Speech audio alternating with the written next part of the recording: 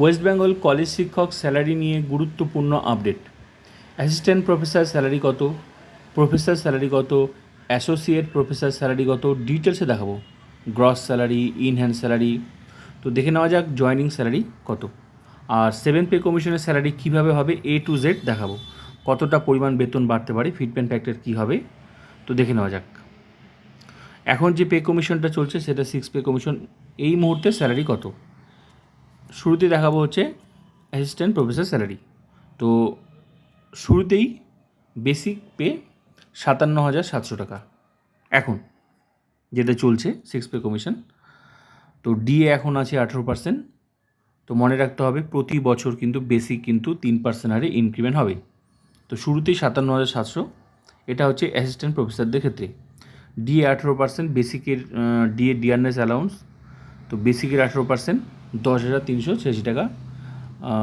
যখন যখন ডিএ বাড়বে তখন তখন কিন্তু এর সাথে এই যে এখন যেমন 18% আছে এর সাথে যোগ করে এই বেসিকের পার্সেন্টেজ করলে বেরিয়ে যাবে, বাড়বে, মোট কথা বাড়বে, ঠিক আছে। আর এইচআরে হাউস অ্যান্ড অ্যালাউন্স এটাও 12%, এটাও কিন্তু বেসিকের, তো 12% আছে। তো বেসিকের 12% করলে টাকাটা হচ্ছে 6,924 টাকা। মেডিকেল অ্যালাউন্স 500 টাকা আছে। কনভিয়েন্স সিএ যেটাকে বলা হচ্ছে কনভিয়েন্স অ্যালাউন্স, এটা হচ্ছে 800 টাকা আছে। তো সব কিছু মিলে যোগ করে যে স্যালারিটা হচ্ছে গ্রস স্যালারি 76,310 টাকা। এখান থেকে এই গ্রস স্যালারি থেকে কিছু টাকা কেটে নেবে সার্ভিস চার্জ, পিট্যাক্স যেটাকে বলা হচ্ছে 200 টাকা কেটে নিয়ে বাকি টাকাটা অ্যাকাউন্টে আসবে, সেটাকে বলা হচ্ছে ইনহ্যান্ড স্যালারি, মানে 76,110 টাকা। এটা হচ্ছে জয়নিং স্যালারি। এটা হচ্ছে অ্যাসিস্ট্যান্ট প্রফেসরদের ক্ষেত্রে এই মুহূর্তে। এবার দেখে নেওয়া যাক হচ্ছে প্রফেসর স্যালারি কত। শুরুতেই বেসিক পে হচ্ছে 1,44,200 টাকা, এটা হচ্ছে প্রফেসরদের ক্ষেত্রে 1,44,200 টাকা। তো এইচআরে একদম মানে 12,000-এর উপরে পাওয়া যাবে না। হাউস অ্যান্ড অ্যালাউন্স একদম ফিক্স করা 12, ম্যাক্সিমাম 12,000 টাকা, ঠিক আছে। তো 12,000 টাকাই হচ্ছে।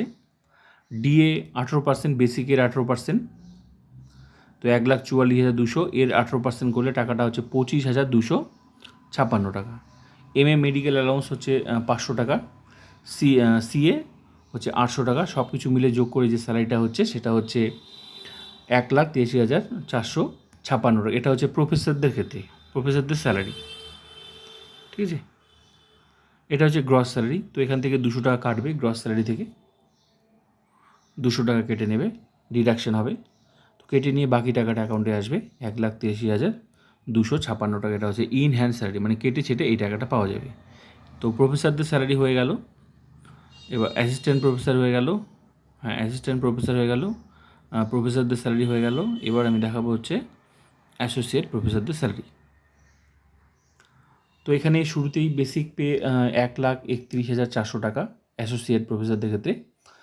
হাউস রেন্ট ওই 12,000 ম্যাক্সিমাম, তো 12,000 ম্যাক্সিমাম। ডিএ এই মুহূর্তে 18% আছে। মনে রাখতে হবে প্রতি বছর বেসিক 3% হারে, আর ডিএ যখন যখন বাড়বে তখন তখন স্যালারি বাড়বে। তো যেহেতু এখন 18%, আরও ঘোষণা হলে এর সাথে যোগ করে বাকিটা বেসিকের পার্সেন্টেজ করলে বেরিয়ে যাবে কত বাড়লো। তো এখন যেহেতু 18 আছে, তো 18ই বেসিকের 18% হচ্ছে ডিএ করলে ডিয়ারনেস অ্যালাউন্স 23,652 টাকা। মেডিকেল অ্যালাউন্স এখন আছে 500 টাকাই আছে। তো সিএ 800 টাকা। সব কিছু মিলে যোগ করে যে স্যালারিটা হচ্ছে সেটাকে বলা হয় গ্রস স্যালারি। তো গ্রস স্যালারি হচ্ছে 1,68,362 টাকা। এটা হচ্ছে অ্যাসোসিয়েট প্রফেসরদের ক্ষেত্রে, ঠিক আছে। তো কেটে ছেটে যে টাকাটা পাওয়া যাবে, এখানে পিট্যাক্স 200 টাকা কাটবে এই গ্রস স্যালারি থেকে, 200 টাকা ডিডাকশন হবে, মাইনাস হবে, কেটে বাকি টাকাটা অ্যাকাউন্টে আসবে 1,68,152 টাকা। এটা হচ্ছে in hand salary, in hand salary, clear. তো এবার আসি, এটা আমি যে স্যালারিটা দেখালাম এটা কিন্তু 6 পে কমিশন, মানে এখন যে পে কমিশনটা চলছে 6 পে কমিশন রোপা 2019, কিন্তু 7 পে কমিশন তো খুব তাড়াতাড়ি আসবে। তো 7 পে কমিশন এবার 6 থেকে তো 7-এ আসবে। এবার বিষয় হলো 6 থেকে 7 আসবে, তাহলে পে কমিশন মানে কিন্তু বেসিক স্ট্রাকচার পরিবর্তন। আমি 3টে স্যালারি দেখালাম এখানে, তো নতুন রূপে বেসিক কিন্তু আসবে। তো একটা জিনিস বুঝতে হবে, এই যে 6 pay commission, 5th pay commission থেকে যখন 6 পে কমিশন এসেছিল তখন কিন্তু ফিটমেন্ট ফ্যাক্টর ছিল 2.57। ফিটমেন্ট ফ্যাক্টর কি, এন্ট্রি লেভেল মানে চাকরির শুরুতে যে বেসিকটা আছে, প্রত্যেকটা ডিপার্টমেন্টে তো একটা চাকরির শুরুতে বেসিক আছে। তো বেসিক যে আছে সেই বেসিকটার সাথে গুণ করা হয়েছিল 2.57, যেটাকে বলা হয় ফিটমেন্ট ফ্যাক্টর। তো যখনই পে কমিশন আসবে তখন একটা নতুন রূপে বেসিক স্ট্রাকচার আসবে। সেটা কেমন?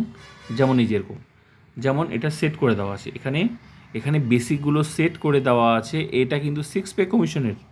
তো এরকমই একটা স্ট্রাকচার আসবে যেখানে সবার বেসিকগুলো সেট করে দেওয়া থাকবে, যে শুরুতেই একটা বেসিক হবে, তারপর প্রতি বছর 3% আর ইনক্রিমেন্ট হবে। যেমন এখন মানুষ চাকরি করছে রোপা 2019, এটা কিন্তু রোপা 2019 6 পে কমিশনের মানে বেসিক স্ট্রাকচার। তো যেমন এটা 1,00,000 কারো আছে 1,28,900, এটা 6 পে কমিশনের। তো এবার চাকরি শুরুতে কেউ এখন নতুন চাকরি করবে, মানে এই পে কমিশন যে পে কমিশন চলছে মানে 6 পে কমিশন, তো শুরুতে এটা পাবে। এবার কারো যদি 5 বছর চাকরি হয়ে যায় তাহলে প্রতি বছর যে 3% আর ইনক্রিমেন্ট হচ্ছে, তো 5 বছরের ঘরটা বেসিকটা পাবে। ক্লিয়ার? মোট কথা যার যত বছর চাকরি সে তত নাম্বার ঘরে গিয়ে সেই বেসিকটাই পাবে, এবং ফিক্স করে দেওয়া আছে সেই হিসাবেই বেসিকটা হবে। এবং বাকি যে অংশগুলো আছে যেমন ডিএ, এইচআরএ, এমএ, যে অংশগুলো আছে সিএ, এই অংশগুলো যোগ করে একটা গ্রস স্যালারি হচ্ছে। তারপর যে যেরকম ডিডাকশন 200 টাকার ডিডাকশন, তারপর আরও জিপিএফ টিপিএফ ব্যাপারগুলো আছে ওগুলো ডিডাকশন হয়। ঠিক আছে? তো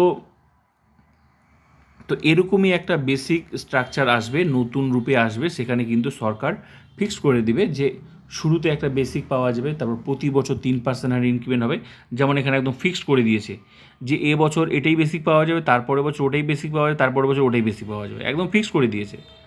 তো যেমন এটা ওই যে দেখালাম যে 1,28,000 এটা 6 পে কমিশন।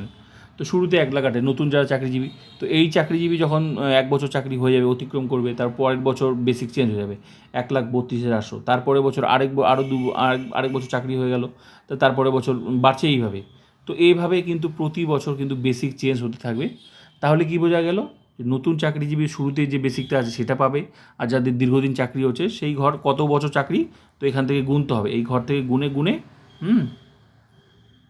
এই ঘর থেকে গুনে গুনে ওই ঘরগুলো পাওয়া যাবে, কত নাম্বারে কত বছর চাকরি সেই হিসাবে সেই ঘরটা পাওয়া যাবে।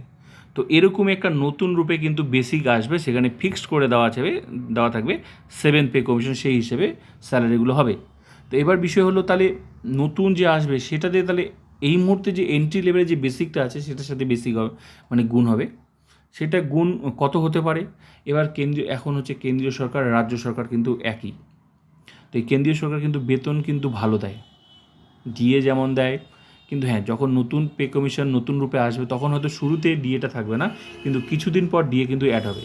তো কেন্দ্রে এখন চলছে 7 পে কমিশন, 7 থেকে 8 আসবে, আর রাজ্যে 6 থেকে 7 আসবে। তো কেন্দ্রেও এক সময় যখন 6 থেকে 7 এসেছিলো সেখানে 2.57 ছিল। তো এবার হতে পারে, হওয়ার সম্ভাবনা রয়েছে 2.57। আবার রাজ্যও কিন্তু এই 5 থেকে যখন 6 এসেছে সেখানেও 2.57 ছিল, মানে এন্ট্রি লেভেলে বেসিকের সাথে গুণ।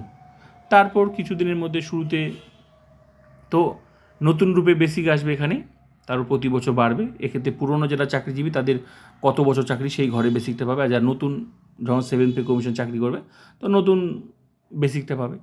তো এখানে যেরকম দেওয়া আছে এই অনুযায়ী বেসিকগুলো এরকমই বেসিক দেখতে পাওয়া যাবে। তো এখন বিষয় হলো ফিটমেন্ট ফ্যাক্টরটা কত হয়? তো সম্ভাবনা আছে 2.57, বাকিটা সময় কথা বলবে, যদিও পুরোটা সরকারের উপর ডিপেন্ড করছে। ঠিক আছে? তো এই ছিল আপডেট। তো ভিডিওটা ভালো লাগলে লাইক কমেন্ট সাবস্ক্রাইব অ্যান্ড